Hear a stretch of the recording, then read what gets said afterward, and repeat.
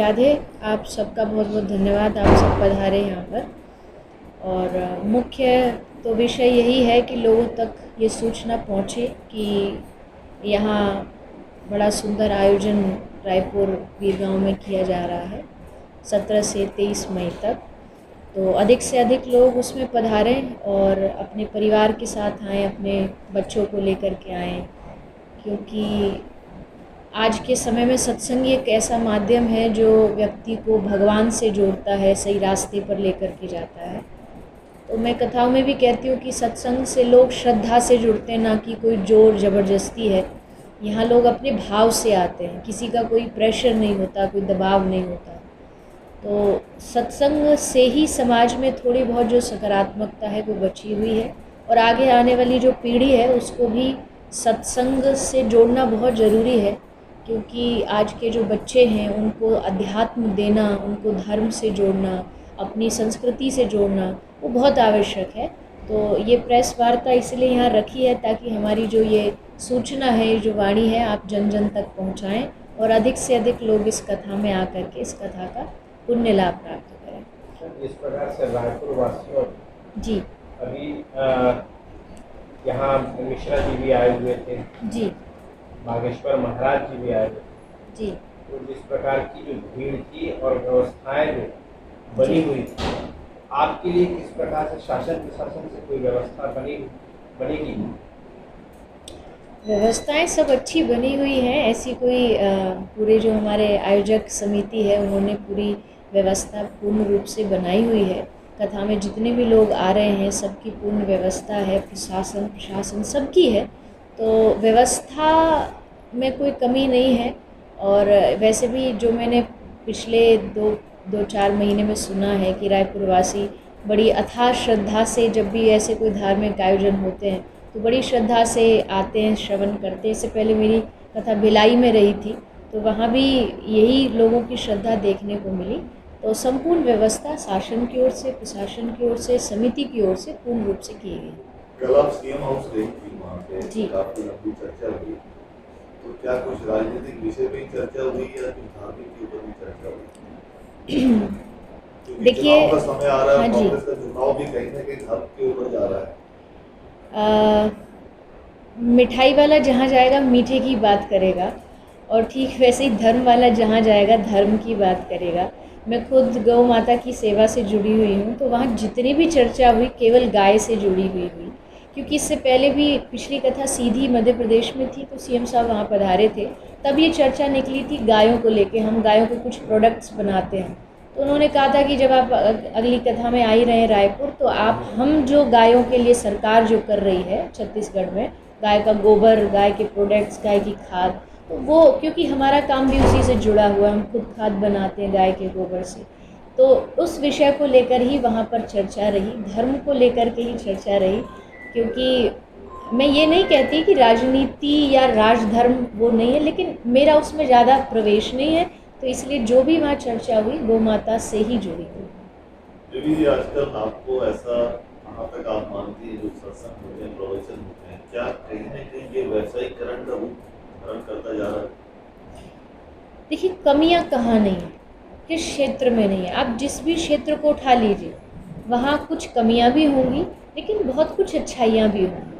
ठीक वैसे ही हमारे धर्म में भी है, हमारे जो कथा जो क्षेत्र है इसमें भी है, यहाँ भी कुछ व्यवसायीकरण हो रहा है। लेकिन इसका मतलब ये नहीं कि अगर चंद लोग कुछ अगर इस तरीके से करते हैं तो उससे हम पूरे क्षेत्र को या पूरी उस व्यवस्था को दूषित करने लग जाएं या बदनाम करने लग जाएं। समय बदल रहा है, कलयुग है, इसमें बुराइयाँ तो बढ़ेंगी ही, धर्म भी थोड़ा थोड़ा दिखावे का विषय बन रहा है। लेकिन इसका मतलब ये नहीं है कि अच्छाई नहीं, अच्छे लोग नहीं हैं। ऐसे भी लोग हैं जिनका कथा करना हो या धर्म हो, ये व्यवसाय तो छोड़ दीजिए। कोई मुझसे कोई कहता है ना कि ये आपका प्रोफेशन है, तो मुझे वो एक प्रकार की गाली लगती है कि ये हमारा प्रोफेशन नहीं है, ये मेरा कोई करियर नहीं है, ये मेरा कोई काम नहीं है, ये मेरा जीवन है। क्योंकि मैंने जब सांस लेना शुरू किया, कुछ संभलना शुरू किया, तब तक तो मैं व्यासपीठ पे बैठ चुकी थी। मुझसे कोई ये भी नहीं पूछ सकता कि आपने ये क्यों चुना, क्योंकि मैंने नहीं चुना था। ये भगवान की कुछ ऐसी व्यवस्था बनती चली गई कि बचपन से भगवान ने मुझे इससे जोड़ दिया। और आज भी मेरे गुरु ने हमेशा ये सिखाया कि ठीक है, तुमको व्यवस्थाओं को चलाने के लिए धन की ज़रूरत पड़ेगी, क्योंकि हम गौ माता की सेवा कर रहे हैं। हम लोगों से अपील करते हैं कि धन दीजिए ताकि हम लोग जाके सेवा कर सकें, लेकिन तुम्हारा जो मूल उद्देश्य है वो है भगवान के नाम से लोग को जोड़ना। जब वो तुम जोड़ोगी तो अपने आप फिर सेवा भी होने लग जाएगी और लोग भी उससे जुड़ने लग जाएंगे। तो मैं ये नहीं कहती कि धर्म को व्यवसाय बनाना सही है तो गलत ही, पर हो भी रहा है, मैं इस बात से भी सहमत हूँ, लेकिन कहीं अच्छाई जो है हमें वो ज़्यादा देखनी चाहिए।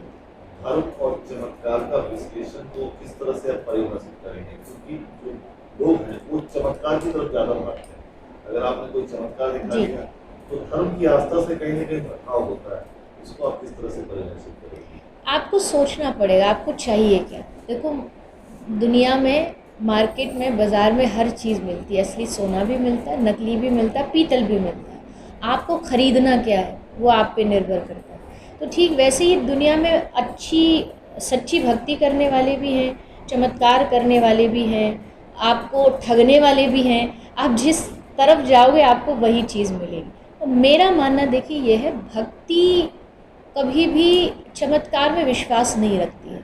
वो इसलिए नहीं रखती है, जैसे उदाहरण के लिए हमारे इतिहास में भक्ति लाइन में बहुत हुए हैं चमत्कार। जैसे मीरा ने जहर पिया, अमृत बन गया, लेकिन मीरा ने कभी उसको चमत्कार का नाम नहीं दिया। मीरा ने उसे भक्ति का नाम दिया, उसे समर्पण का नाम दिया, लगन, ऐसी लागी लगन। तो अगर आप चाहते कि आपको सच्ची भक्ति का मतलब समझ आए तो मुझे लगता है भगवान पे भरोसा रखो। कभी भी भगवान से चमत्कार की आशा मत रखो, होंगे ज़रूर। मैम, महोदय ने जो अभी सवाल किया उस पर मेरा एक सवाल है जी। कि सही भक्ति का रास्ता व्यक्ति चुने तो चुने कैसे, सही गुरु चुने कैसे, क्योंकि यहाँ चमत्कार की बहुत ज़्यादा जय जयकार होगी और आप एक तरफ कह रहे हैं कि भक्ति को सही रास्ता मिलेगा भक्ति से, जो भक्ति करेगा जी। तो कौन सी भक्ति को चुनो, किस गुरु से जुड़ो? 90% लोग भटके हुए। वो इसलिए भटके हुए क्योंकि मुझे कहने में दुख भी होता है, पर ये सच्चाई है कि आज 90% सनातनी हिंदुओं ने भगवत गीता कभी पढ़ी नहीं होगी। और अगर वो भगवत गीता नहीं पढ़ते और फिर वो बड़े बड़े लेक्चर अगर धर्म पर देते हैं तो मुझे नहीं लगता वो कभी भी धर्म को समझ पाएंगे।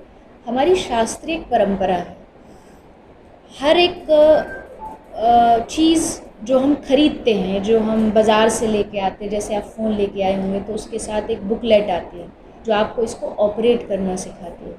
ठीक वैसे ही हमारा जो जीवन है, धर्म पर कैसे चलना है, क्या करना है, क्या नहीं करना, उसके लिए हमारे महापुरुषों ने बुकलेट यानी ग्रंथ दिए। भगवत गीता है, भागवत है, रामायण है, रामचरितमानस है।